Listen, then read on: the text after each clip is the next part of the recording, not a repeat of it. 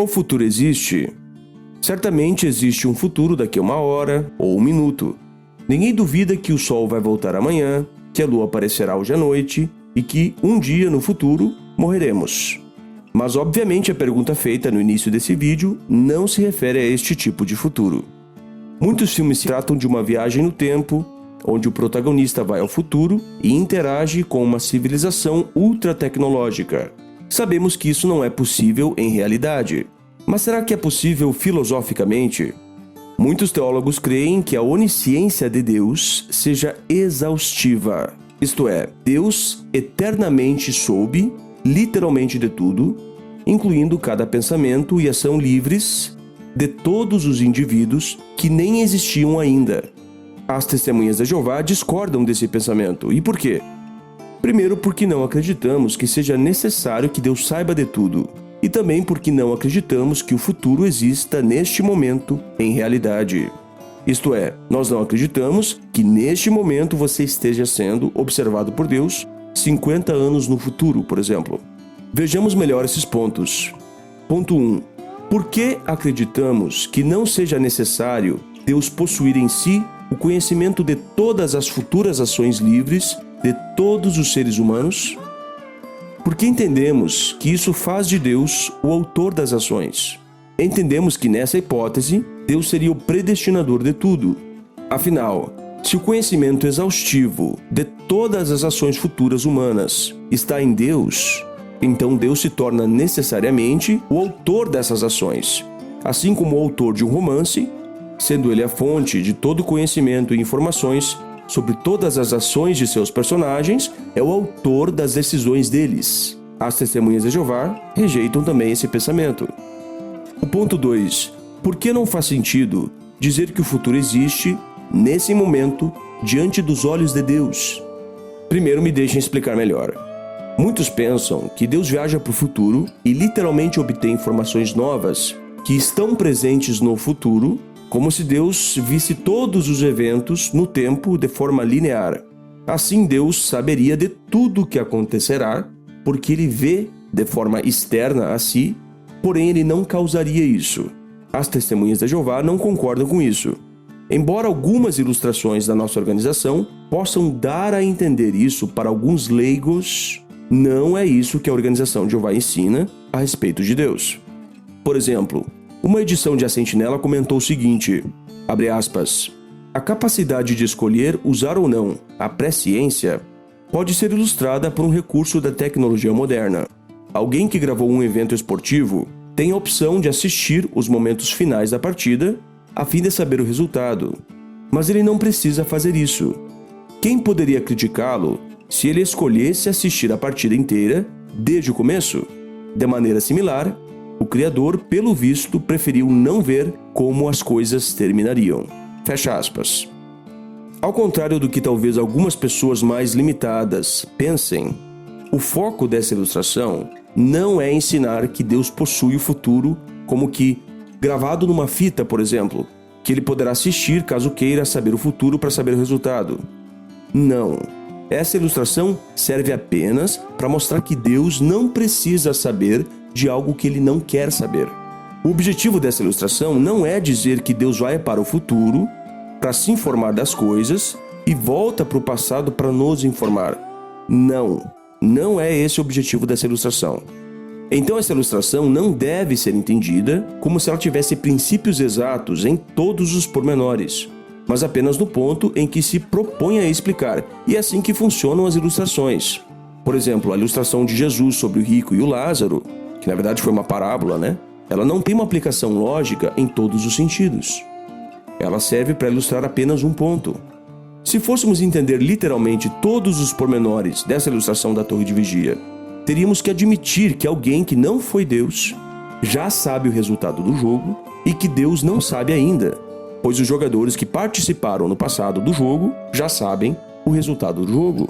Pela mesma lógica, Adão já teria que saber que ele mesmo pecou antes de Deus saber. Além disso, a ilustração da organização remete a um evento passado, um evento que já ocorreu, pois o jogo já aconteceu e por tal razão ele foi gravado. Então a informação do jogo ela é passada e não futura. Nessa ilustração, se entendêssemos ela de forma literal em todos os sentidos, alguém saberia de algo que Jeová não sabe. Portanto, é óbvio que não se pode aplicar a ilustração de forma lógica em todos os pormenores. Ela somente serve para explicar que Jeová tem o poder de decisão sobre o que ele deseja ou não saber. Particularmente, eu não gosto muito dessa ilustração e eu não uso ela, porque ela pode levar irmãos mais limitados a pensar que Deus é um correspondente do tempo, um carteiro intergaláctico, porque muitos irmãos mais limitados não conseguem entender que a ilustração não deve ser entendida de forma literal em todos os pormenores. Ainda assim, a ilustração se aplica somente para o ponto principal: Deus controla seus atributos.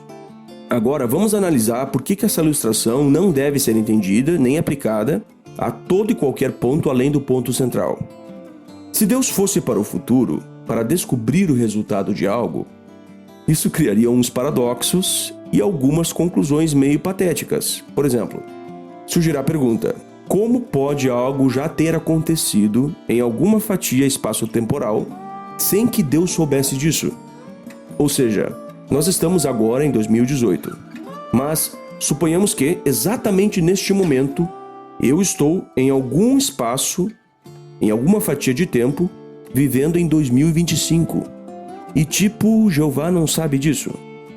Então o ano 2025 já aconteceu em alguma dimensão do espaço, porque se o futuro existe em realidade, nesse momento, então o futuro já aconteceu. E se o futuro já aconteceu, como é que Jeová não sabe disso? Então você vê que se o futuro existe em ato nesse momento, Deus tem que necessariamente saber de tudo que está nele. Pois como poderia Deus não saber de algo que já aconteceu em alguma dimensão do espaço-tempo? Por exemplo, se o meu eu de 2025 já sabe de algo, como poderia Deus em 2018 não saber disso? A organização Jeová não ensina que Jeová é esse telespectador do tempo.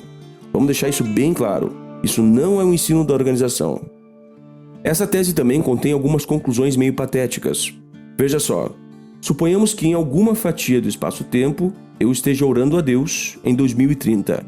Aí Deus ouviu minha oração em 2030, mas em 2018 ele ainda não sabe que em 2030 ele vai ouvir a minha oração porque ele teria preferido não saber o futuro. Obviamente isso tudo é patético. Isso não é Deus, isso é um ET sofisticado. Isso é um informante intergaláctico, um carteiro da previsão do tempo. Então uma coisa é certa: se existe um futuro real, em ato neste momento, para o qual Deus pode olhar, um futuro exterior a Deus, então Deus tem que ser exaustivamente onisciente, ou seja, Deus teria que saber que Adão pecaria, que o anjo tal se tornaria o diabo, porque nessa hipótese, o futuro existiria diante dos olhos de Jeová. Como poderia Deus não saber disso? Mas visto que nós, testemunhas de Jeová, não aceitamos essa tese de que Deus sabia que Adão pecaria, nós não aceitamos que exista um futuro real neste momento para o qual Deus possa olhar e se informar de algo. Ainda outro problema com essa tese é o seguinte: nada pode existir sem que Deus ou permita que exista ou cause que exista. Se o futuro existe em realidade, então ou Deus causou o futuro ou ele permitiu que o futuro existisse. Se Deus causou o futuro, então Deus seria o responsável pelo mal. Mas se Deus permitiu que o futuro existisse, então Deus saberia de tudo que existe nesse futuro, pois é absurda a ideia de Deus permitir que o futuro exista sem estar plenamente ciente de tudo que ele permite, de tudo que ocorre no futuro. E aqui nós entramos mais uma vez na questão de Adão. Se este fosse o caso, Deus saberia que Adão pecaria antes mesmo dele pecar, porque em alguma dimensão do futuro, o pecado de Adão já teria sido concretizado. E tendo sido concretizado o pecado adâmico no futuro, Deus já saberia disso antes mesmo dele criar Adão. A mera alegação de que Adão já teria pecado no futuro, antes de Deus criá-lo, e que Deus teria decidido não saber disso, essa ideia é patética. Pois nessa hipótese, o Adão do futuro sabe que pecou, foi punido por Deus, mas o Deus do presente ainda não sabe disso. Portanto, eu nem vou me delongar nessa tese porque ela é uma babaquice. Outro paradoxo que surge é o seguinte: se existe uma informação no futuro que Deus não tem e para a qual Deus se dirige a fim de obtê-la, surge a questão: qual é a origem dessa informação? Porque do nada ela não surgiu lá. Então, se existe alguma informação no futuro, alguém criou essa informação. E quem poderia ter sido? O mochileiro das galáxias? Claro que não, só poderia ter sido o próprio Deus. Então, se foi o próprio Deus quem criou o futuro, como poderia ele não saber de absolutamente tudo que no futuro ocorre? E ainda pior, se foi o próprio Deus quem criou o futuro, então foi ele quem causou o futuro. E aqui nós esbarramos na predeterminação absoluta. Porque assim, você não pode dizer que Deus tem uma televisão do tempo, um controle remoto, por onde ele vê o mundo real e se informa do que vai acontecer no futuro. Isso é patético. Pois vão surgir perguntas. Quem é a origem da informação que Deus adquiriu? Quem é a fonte dela? Quem colocou aquela informação diante de Deus para que ele se informasse? Então, honestamente, eu acho isso um insulto a Deus. Conforme eu já falei, esse não é o Deus da Bíblia, esse é um ET sofisticado, um informante do tempo. Então não tem como você alegar que Deus é seletivo no que ele deseja saber quanto ao futuro, se você defende que o futuro existe em realidade neste momento, em alguma dimensão do espaço diante dos olhos de Deus. Ou seja, nessa possibilidade, Deus obrigatoriamente vai ter que saber de tudo. Do contrário, Deus estaria permitindo que coisas que ele não sabe venham à existência e guiem o futuro da humanidade. Isso é um absurdo, não tem como acontecer. Eu falo mais sobre esse assunto no vídeo Deus sabia que Adão e Eva iriam pecar?, que é o vídeo mais assistido no meu canal e eu incentivo você a assisti-lo. Um grande abraço, fique em paz.